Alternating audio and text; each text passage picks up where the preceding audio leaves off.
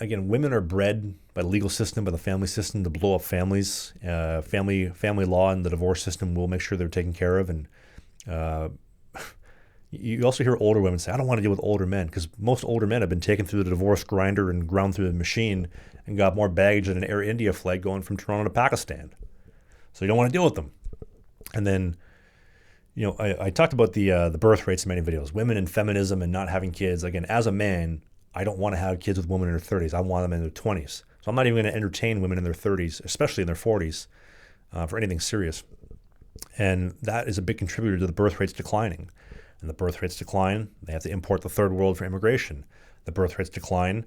Well, what about the Canadian pension Ponzi? It's supposed to be 6 to 8 Canadians, young Canadians, funding the retirement of one old person.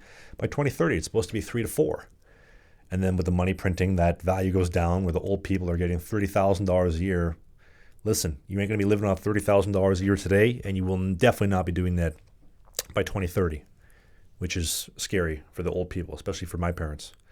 I overheard, I was at a coffee shop the other day, and it's funny, like women have such big mouths out at coffee shop, modern women specifically. I heard these two liberal women talking about the birth rates, funny enough, and how they don't want to be pressured into having kids in their 20s. And I'm just sitting there with one headphone in, working on my laptop, one headphone out. And the one was saying, oh, it's kind of nice. The birth rates are going down. Less people are using resources. Less people are using stuff. We're going to get more of our country back. Yeah, if you didn't vote for the party that was going to import the entire third world and 25% of the population in 5 years to make it look like New India or New Mumbai.